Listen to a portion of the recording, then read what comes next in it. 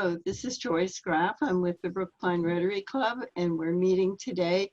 You can see our president, George Chapman, up there in the video, and we're going to be speaking today with our guest speakers from Mumbai, India, Vandana and Sharad Gupta. I've known Vandana for about 10 years, so we keep meeting in weird and wonderful places in the world like London, Paris, Amsterdam, because we're both on the International Kidney Cancer Coalition. Vandana is the founder of an organization called VCare, which helps people with advanced cancers who are referred from their home states to Mumbai for the advanced cancer treatments available there.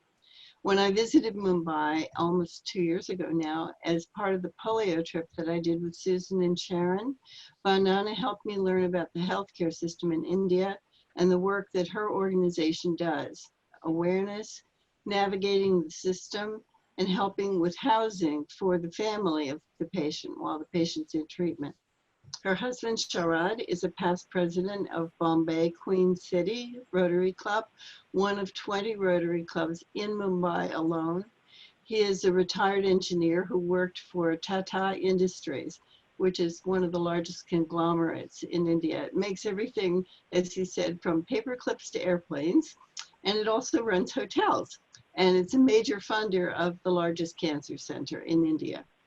During my visit, Sharad kindly invited me to join his Rotary Club in celebrating the opening of a laser ultrasound machine that was purchased through a Rotary Global Grant done jointly with Bombay Queen City and with the Rotary District of Switzerland. It was installed in an amazing hospital in Aurangabad that serves the very poor people of that region with dignity and world-class care.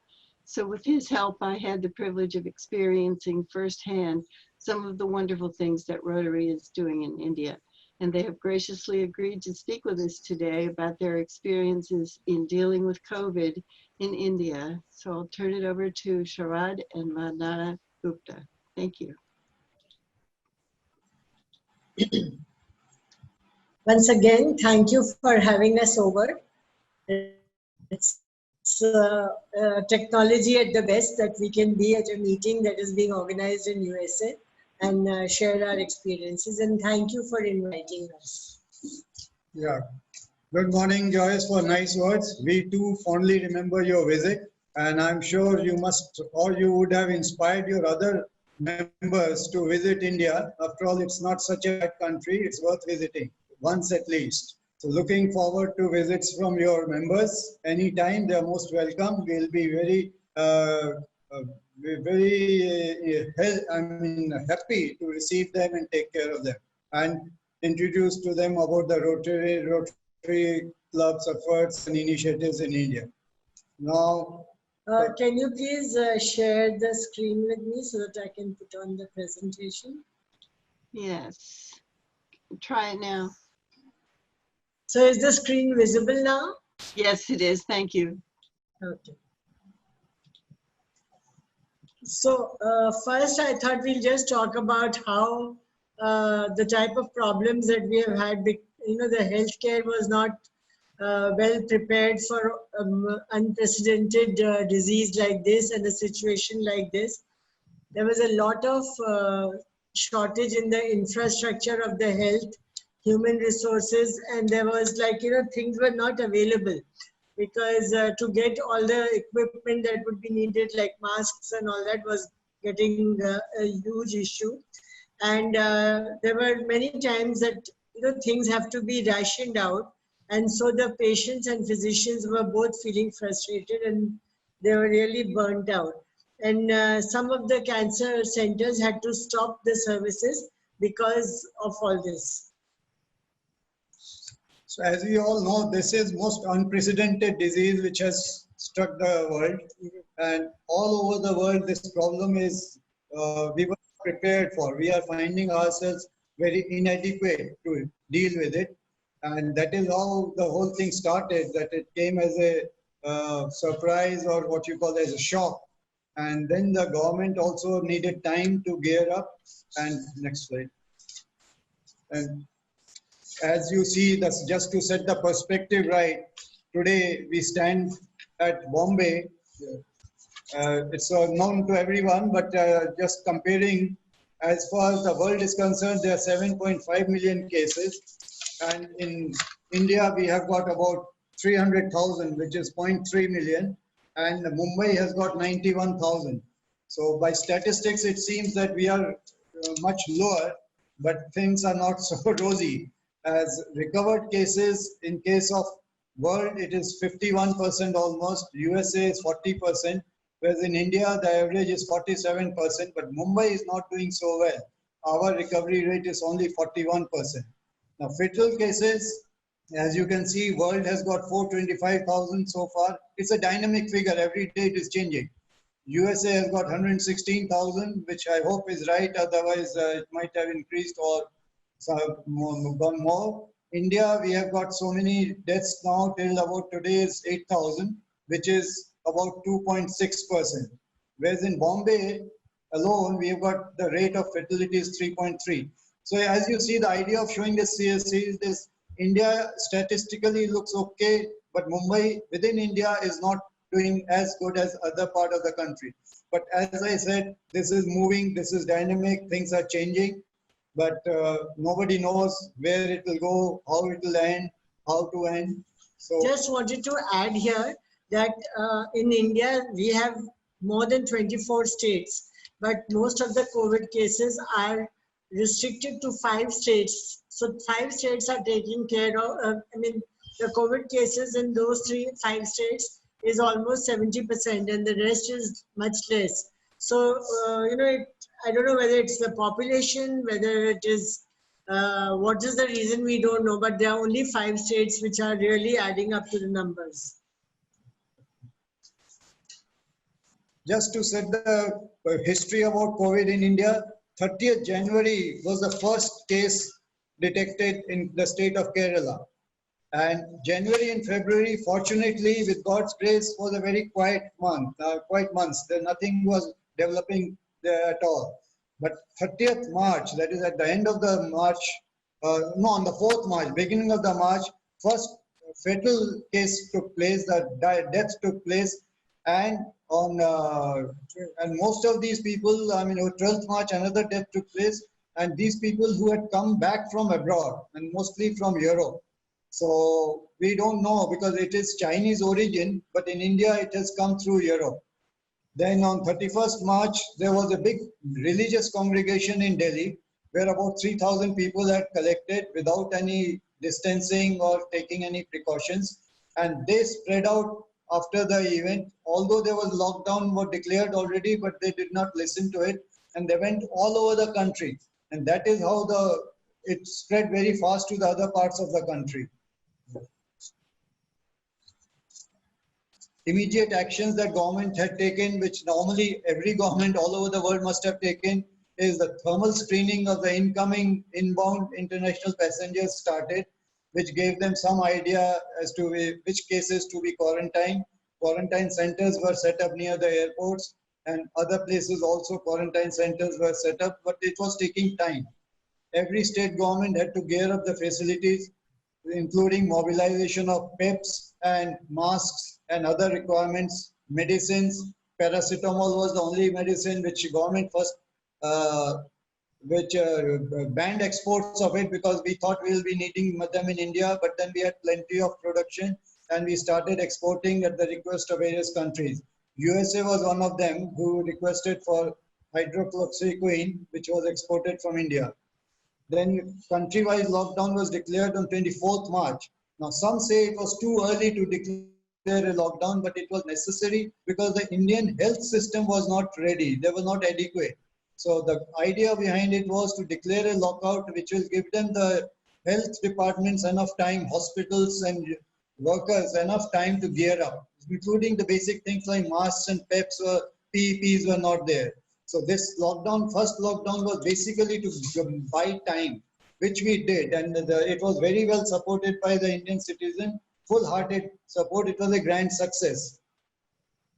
And now the recovery rate in India is also gradually improving. Today it has come to about 48% as compared to the world standard of 51%, and we hopefully all over the world the recovery rate should be going up. So we had lockdowns in India in various stages. The first lockdown started on the 22nd of March, which continued till the 31st of March. And our lockdown was very, very serious. We had no trains running, we had no aeroplanes running even inside the country. So we could not travel abroad, we could not travel from one city in the country to another city, and all trains had stopped. So that was a complete lockdown, and that continued till about the fourth lockdown. Then the second was from 1st April to the 21st of April. We were doing it in stages because there was a lot of hope that we may be able to break the chain. And we thought if we were able to break the chain, then maybe it would not be required.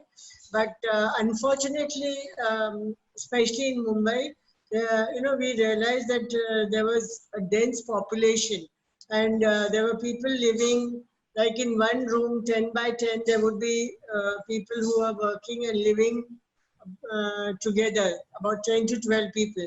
Now, in normal circumstances, those people have shared hours of work. Somebody goes to work, somebody stays in the room, and then so the number is divided. But once the lockdown started, there was complete chaos because all of them had to be inside the houses, inside those one room tenements. So that created a lot of problems, because of which the lockdowns kept extending. The fourth was from 4th May to 31st May, and then it was the fifth one, which was from 31st May and is going to be till 30th June as of now. Though in some places, unlocking has started, and they are calling it unlocking 1. So it is on the mission to move again. Am I too loud or too fast? Is it okay? Yes, I think you're doing fine. Thank you. Thank you. So it was recognized that the frontline workers, whom we call warriors, they are the most important people during this COVID-19, because they are facing the public, they are facing all sort of difficulties, and yet they are on job. Others are sitting in the lockdown situation, at least at home. But these people are all working on essential services and are the backbone of the whole setup. And on the basis of these people only, the COVID is being fought. And that is why our Prime Minister said to encourage them, we should light candles and burn diyas and make some noise and play some and some musical instrument. Idea is to give them encouragement and to show them that we are supporting them. We are behind them, and they should continue to face this situation on our behalf. I think similar exercise was done in various countries. Like we had the aeroplanes flying over and, pouring out flowers over hospitals and over the policemen and all that. And also, lighting of monuments to show that it was important that we cared for them. And it wasn't like we were safe, but that we were always thinking of them. Then our Prime Minister, Mr. Modi, gave guidelines for 7 essential items which all the citizens were required to follow. And one good thing was that unlike other times when some people are always opposing, this situation has brought about a common bonding, and people are all supporting wholeheartedly. For example, his pronouncements were that take care of the elderly and needy. So as COVID-19 has shown that it is elderly who are at the most vulnerable stage, especially because of the age and maybe having some other parallel disease. Then practice social distancing, do gaj ki duri. Do gaj is yard. So then distance of 2 yards was supposed to be maintained, which is being done all over the world. Follow Ayush ministry. Ayush is a ministry in India which deals with alternative medicines. And they also come out with various things which can improve immunity. And as you all agree, COVID-19, the only thing which you can fight with is develop your own immunity. Then there is an app which has been developed, Arogya Setu, which is an indigenously developed app which enables a person to know how safe he is, and within 200 meters, 500 meters, 1 kilometer, if there are cases of confirmed COVID. So by downloading this app on your phone, you can at any time check how safe you are and what is the nearest place where the disease is already there, which is a very helpful, because now even on the aircraft before boarding, they are asking the Arogya Setu to show that you are safe. Then Prime Minister requested employers not to sack people from jobs just because the lockdown is there and the things have stopped. And he also requested to continue to pay salaries to these people. Because in India, we have an organized sector as well as unorganized sector. And unorganized sector is most vulnerable because there the employers tend to take shortcuts and don't follow the rules as prescribed by the government. So here it was a request to them not to cut their jobs, not to cut their salaries. Then they were requested to provide shelter and food for daily workers because they depend on daily wages, and they may not have accommodation, or they may be asked to leave their accommodation. So employers were requested that you please provide in your own factories accommodation for them and arrange for food for them, which was very well received and it was followed. And as I said, initial first 2 lockdowns, it was very strictly followed, very voluntarily followed. But thereafter, people started losing their patience. And as I mentioned before, COVID-19 fighters, the frontline warriors, doctors, nurses, healthcare staff, police, firefighters, media, they are all being encouraged all the time by citizens, by government, by everyone, because they are the mainstay. Now, this is something, as Vandana mentioned, we have migrant workers problem who, because they lost their jobs and they are daily wage earners. They started moving to their own places. But at the same time, there were some cancer patients who were in Bombay from Assam. Assam is the most northeast state in the country. And they don't have a very good cancer hospital yet. It is being set up by Tatas now. But then they all come to Bombay for treatment, and they were all stationed in Bombay, and then this lockdown was declared. During the lockdown, the treatment was also held up and it was delayed. So about 132 cancer patients from Assam were in Bombay. One gentleman, Mr. Devashish Sharma, who is the chairman of the Deepshika Foundation, took an initiative. He drove one bus by himself and another fleet of 6 buses. They left from Bombay for Assam. It took 6 nights journey and it traveled about 2,700 kilometers. And during the halts, every evening halt, they were all held by the local Rotary clubs. This is a great example of all Rotary clubs coming together for a good cause, where without any pressure or without any asking, they all offered to provide them accommodation in the night and arrange for their food, shelter, and all the amenities. And that is how these 6 buses reached Assam with 132 cancer patients. There is one good example of cancer patients and Rotary clubs working together, and not only one Rotary club, all the Rotary clubs in the country. Now this shows again the comparison between USA and India. I mean, you have more than 2 million cases by now. We have about 300,000 cases. Deaths are 115,000. In USA, we have 88,107. Recovered are 808,000, that is 8 million, and we have 140,000. And total population, of course, is 328 million in USA, and we have got 1.35 billion. So you can see the quantity is much higher here, whereas number of cases so far are more in USA. But we are trying our best to contain, but things are still, we have not. So actually, Joyce would be able to tell you about the population in India. Having been to India, she can tell you the number of people that we have And I'm sure none of you have ever imagined a population of 1.35 billion anywhere around you. Yeah, just to point out to people on your slide, the commas in your population number are slightly in the wrong place. So they have 1,352,000,000. So they have what, 4 times the population of the United States in a smaller geography.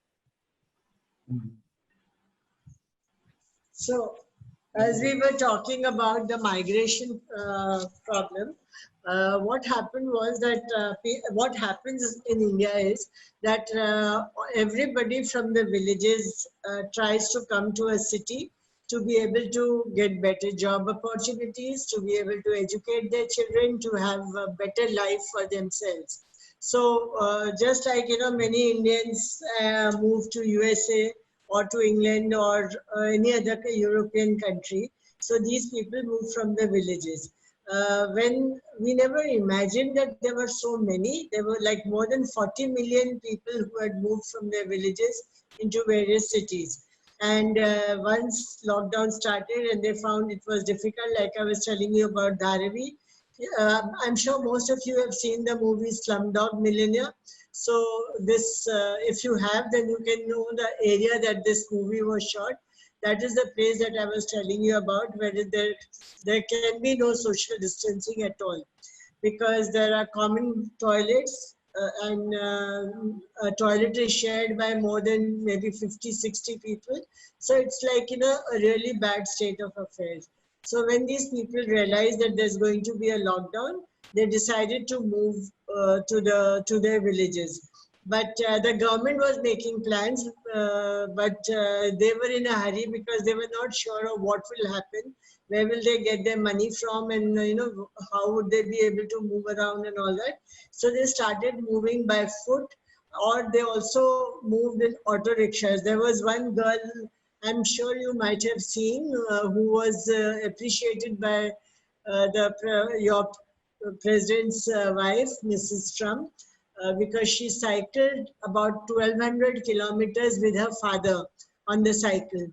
And in fact, she's got a good opportunity to be in the national cycling team because she was able to do that. So people started doing this without waiting for the trains to start. But gradually the train started, and from Bombay itself, more than 125 trains have gone, and and then there have been trucks and buses and all that. So far I know that more than 12 million people have traveled from Mumbai to their hometowns. And it is the same from Karnataka, and most of them are from the northern side of the country. So in the north of India, we have a lot of people who come as migrants to various places. And though the migrants were looked after in the sense they were provided with food, shelter, transport, but they got impatient because the trains were not going full, like they didn't want to carry more than 1,200 people on one train. So they thought their number would never come and they would probably die in Mumbai of COVID, and so all the problems started with that. Why we are mentioning about this migration is because this is unique to India. You may not face such a situation in USA or European countries. That's why we thought we'll put up a slide as to this is a unique problem and of unexpected size. We never thought that there are so many migrant workers who would want to go back home, because they thought that staying in Bombay, there are more chances of getting COVID because of the small room in which they are staying, and government insisting on social distancing, which they said we cannot physically or possibly practically do. So this is a slide again showing some differences in the states. Like most of the migrants, when they went back, that was another problem that was created. Those states which had no COVID cases, when these people from Bombay and other places like Gujarat and all went back to their villages, they started creating the COVID was started there too. And as you know, one COVID fellow can generate 50 COVID cases. So that again was a cause by which this COVID spread in India too fast. And now, as we have been mentioning, hospitals, healthcare workers and hotspots, they are the main people who are working in favor in supporting people. And government has been taking some steps, which is always falling short. Some hospitals were also declared COVID centers and COVID hospitals 100%. And a lot of quarantine centers have been set up. And there's an imbalance. Some places the quarantine centers are more than needed, and in some places quarantine centers are less than what is needed. Likewise, in the hospitals, beds are there in some places which are not occupied, but in some other places beds are totally in short supply. So in those places, government is now suggesting home quarantine and home treatment unless the case becomes very serious. Now, unlock phases, which, as Vandana said, we have started the unlocking from 1st June. And the first phase was to open religious places, hotels, restaurants, but with due restrictions. I mean, and shopping malls also, because it was now bringing a havoc to the economy. The people, the shop owners were all losing money. Their costs were running, but there was no revenue, there was no income. So they started creating problem that we cannot continue like this. So government has allowed first lockdown period where hospitals, the hotels, restaurants and shopping malls have been opened, but in restricted way. In phase 2, the educational institutions have not yet been opened. They are all working online. But from July, they expect that if things go as expected, the schools will also be open.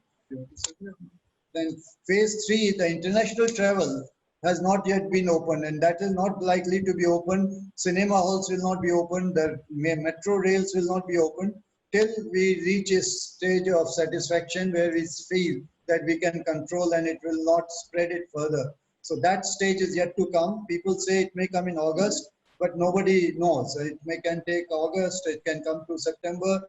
So we are keeping our fingers crossed again on this. So, the civil society or the NGOs or the non-government organizations stepped in and tried to help the government as much as possible in this in the project of helping people. So they started, helping in the hospitals. They started helping with people who needed to find food.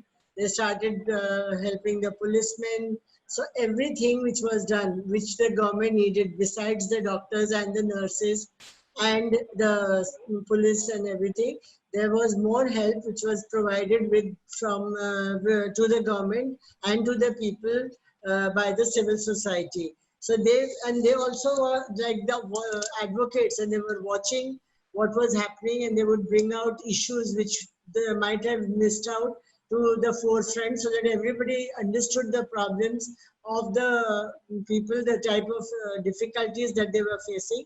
And so the first time, I think the government really acknowledged the efforts made by the civil society, by the NGOs. And we all felt very happy about it, because the government openly appreciated the work that was being done by the civil society. This is just a slide to show what Rotary clubs of our district have been doing. I'm sure you will find it very common to everywhere. This is because, as you know, COVID has got no solution, no cure. Nobody knows how to cure it. So basic things which have to be initially done are, as is mentioned, first thing that was required was critical equipment like ventilators, PPEs, masks, sanitizers, preventive medicines, oximeter, pulse machines. These were arranged, and most of the Rotary clubs started working on this and arranging these. Then face shields for sanitation workers, maintaining community toilets, because in India, this is a very important critical role people play to keep the hygiene and health okay. And if these people fall sick or these people don't attend to work, then things will get into a chaos. So face shields were arranged for them, and especially in the slum areas, the hand wash bottles were given in plenty. Then, as mentioned earlier, food for migrant workers was a major project for most of the Rotary clubs in Bombay, in District 3147. It was Food for Millions was the project name, and it was arranged for millions of people, food, pre-cooked and cooked food, or packed food, because giving them rice and wheat was not enough because they had no place to cook. So it was all ready-made cooked food which was being distributed.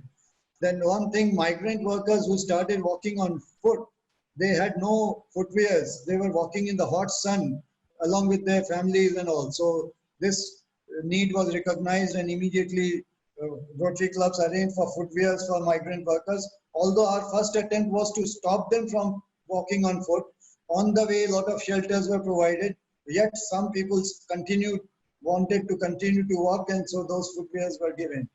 Then installation of hand wash stations at ports and other government places. Then coffee, tea machines, and because police stations were the most overburdened people in the country because they were themselves getting affected by COVID. So a lot of people were getting quarantined. The force was getting limited, yet they had to be on the road, on the job all the time to take care of various things, arranging or maintaining social distancing, as well as some places where some disturbances were starting, all that they had to control. So coffee, tea machines were provided in plenty so that they can have at least a cup of relaxing coffee and tea. So on the end, we will say that lots more needs to be done. We are still not over the cusp. We don't know what is going to happen, how it will end, where it will end, why it will end. We have no idea, as nobody has in the world. Everyone is working on vaccines and medicines, but so far no good news has come in, and thus we have a long way to go, and we are keeping our fingers crossed.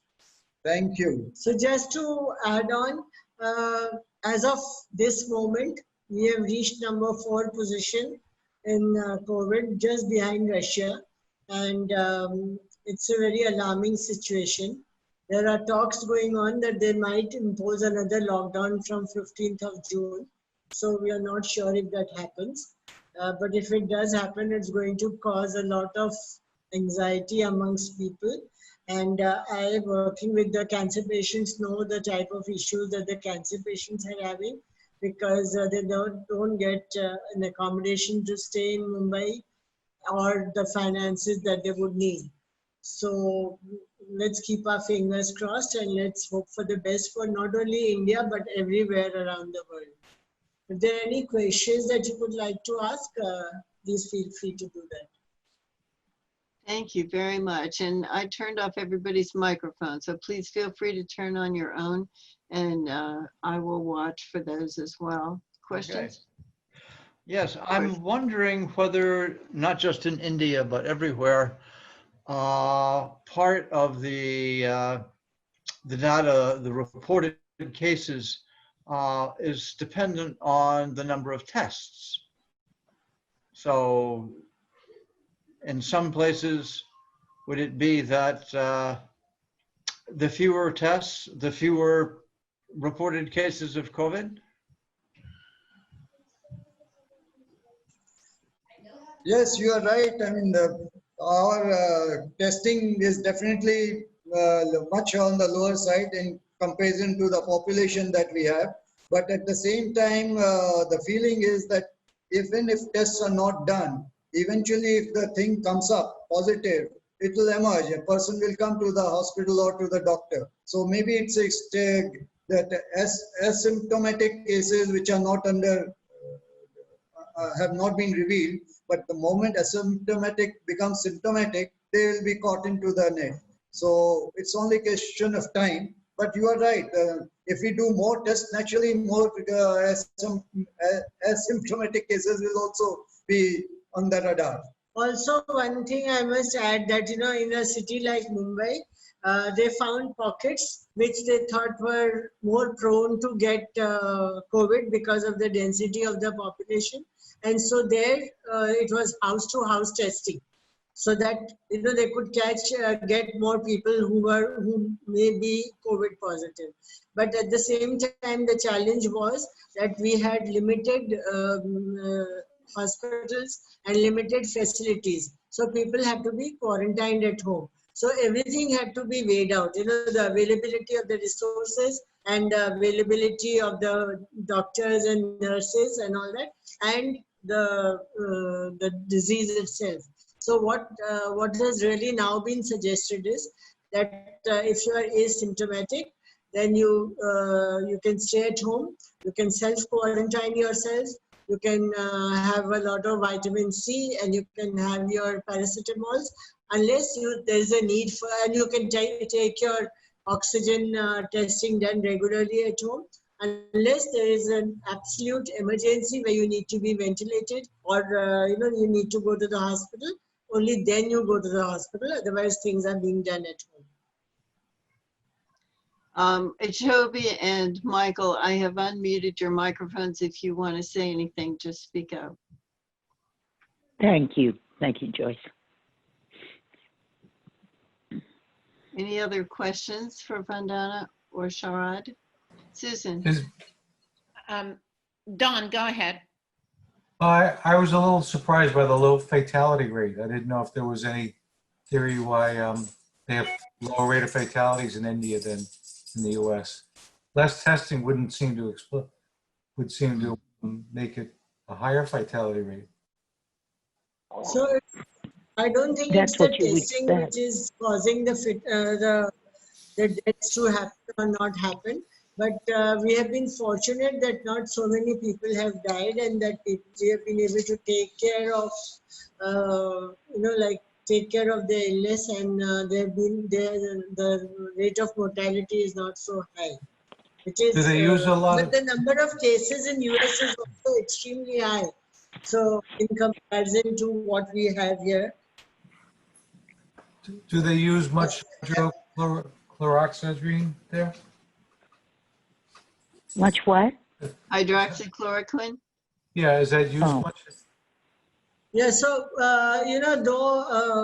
though I think there was a report by WHO that one should not give the medicine. Now, on Lancet Medical Journal also published that it was not good, but they've gone back and retracted on that statement.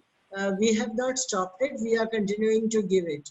And we are trying other medicines also, which are on clinical trials. And in fact, the plasma therapy is also being tried and has been given an approval by our medical board in India.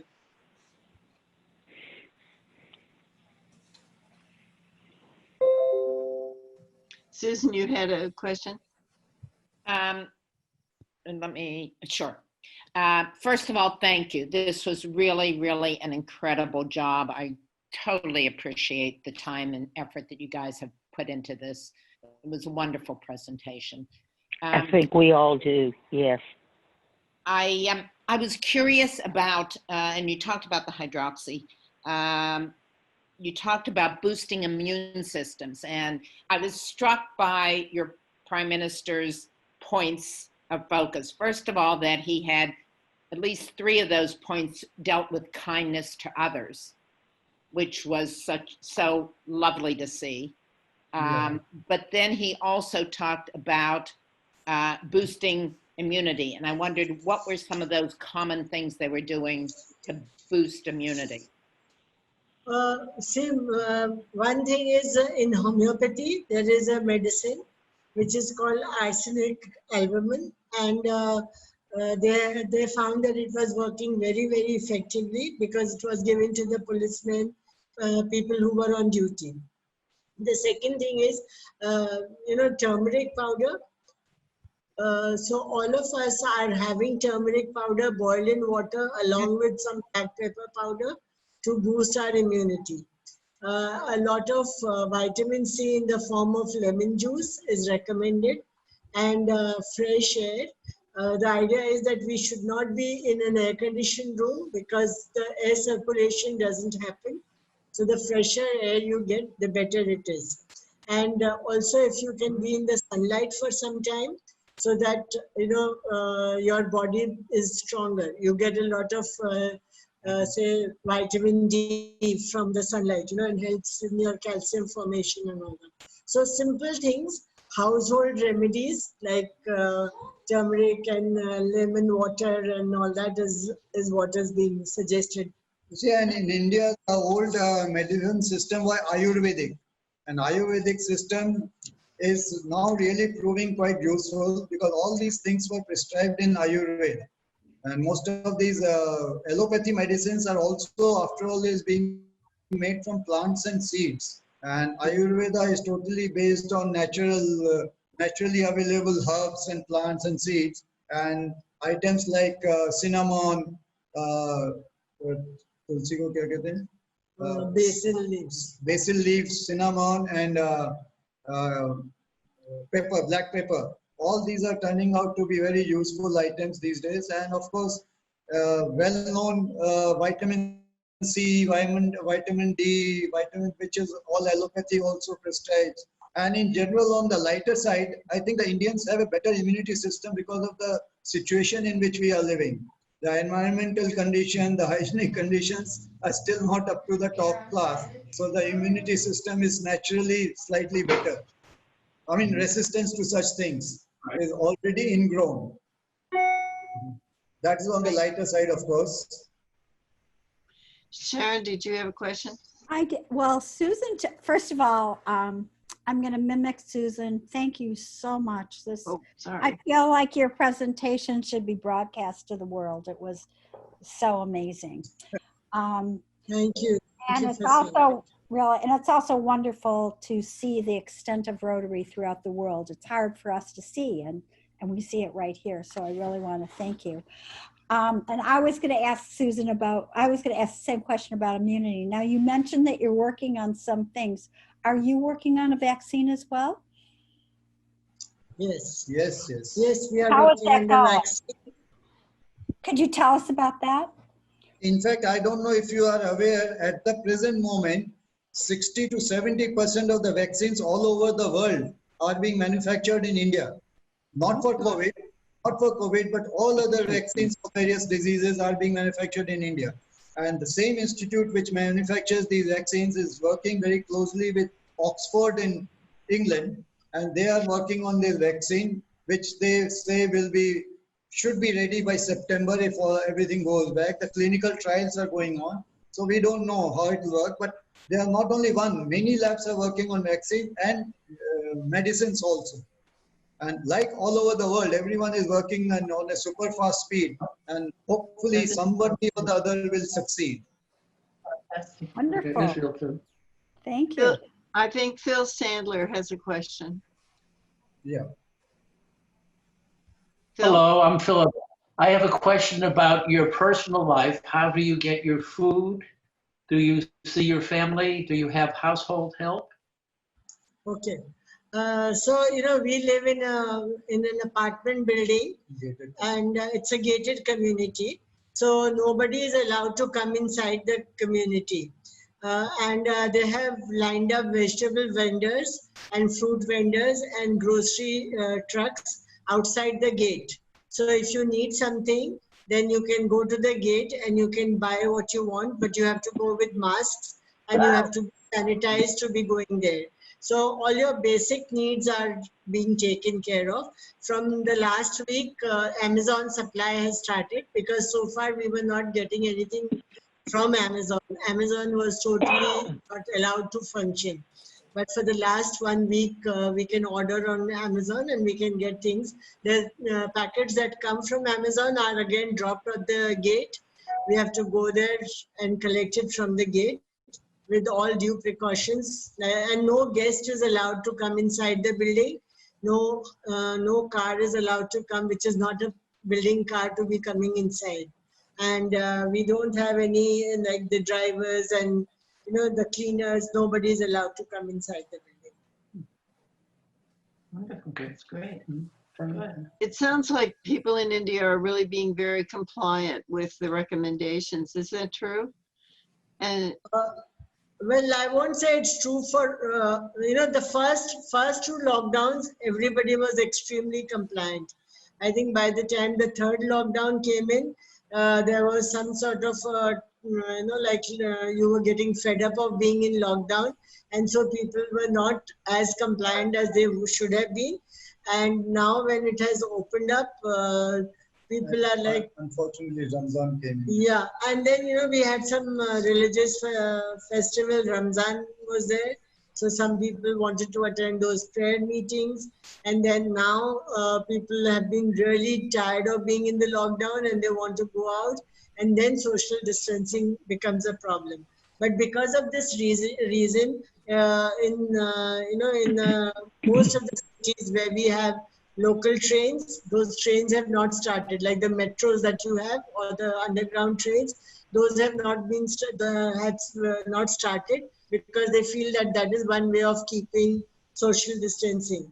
And even the offices that they have started now from the 10th of June, 8th of June, are starting with only 10% attendance. So not more than 10% people can go to the office. Everybody else has to work from home. And in the buses, which had a capacity of 70 people, only 30 are being allowed to travel. So, so that, again, social distancing can be maintained. So they're trying their very best, but with our population, it becomes sometimes very difficult to maintain everything that can be done and should be done. It amazes me that it's not much worse in India because of the crowding. I mean, you talked a little bit about the migrant workers sometimes living 10 people to one room, and in the slums, the conditions are such that I would have thought it would sweep through a place like that. So I'm impressed that it's not worse. You'll be happy to know that in the slum that I was talking about, Dharavi, which is one of the largest slum in the country, there the death rate has fallen and the new COVID cases have come down, which is really exceptional. We never expected, because we were expecting like a bombshell coming from there. But last couple of days, there have been no deaths there and no new cases have come up in Dharavi. Thank you. As I said before, we are keeping our fingers crossed. Yes. We have not yet reached the cusp. It is rising, and when it will end, we don't know. And like most of the countries, we find that the second spike is coming up. So if that second spike comes up in India again, we'll know what the situation is like. Because today I was hearing on the television that in South Korea, the second spike has come up. The number of cases have gone up in Russia. So we don't know what the situation will be. Yeah. Gloria, if you wanted to say anything, you'll need to unmute your microphone. I can't do it from here. Okay. So Gloria Rudish is from the Public Health Department here. I thought she might want to add something, but we'll see if she does. Meanwhile, thank you so much. This has been excellent, and I hope that things continue to go well for you. It sounds like your little community there, your gated community, is handling it well, and I hope that the city of Mumbai doesn't have any worse turn than it has already. We're all dealing with this, and I'm impressed with how gracefully you're dealing with it in India. Thank you. Thank you. Thank you very much, and thanks a lot. And wish you all the very best in America too, for all the issues that you're facing. All the best. Stay well. Be well. Thank you, Joyce, also. George, I'll and turn we are happy that we've taught you to do namaste to everybody. Namaste.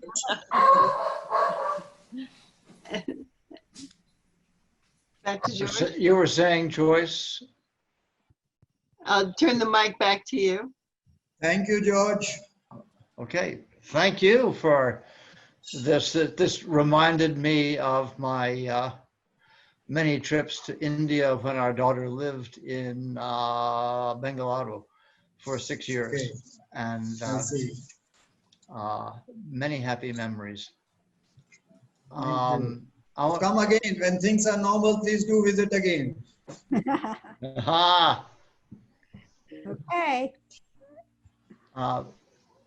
if we are wrapping up, I'd like to return attention briefly to non-COVID events that have affected us in terms of the demonstrations, in terms of some of which turned violent, in terms of anger, in terms of disappointment, in terms of repressed thoughts, feelings finally being expressed, and the courage of people of color, especially African Americans, who have had the courage to say, no more. I'm tired of being afraid. I'm tired of being afraid to be honest. I'm tired of being afraid to speak up and speak out and let people know how much I've been hurting and my family and my people for all these years. And it's time to say something. I'm thinking of building on that for those of us who are not in that position of being discriminated against for hundreds of years. And the fear that I think we don't mention yet, and that is the fear of being impolite when confronted with people who are saying unkind, racist things, a fear of being confrontive or possibly even rude when people are behaving poorly or saying things or whatever. I want to remind people that one of the profound things that has been said lately is silence is complicity. And it feels safe and more comfortable to be silent.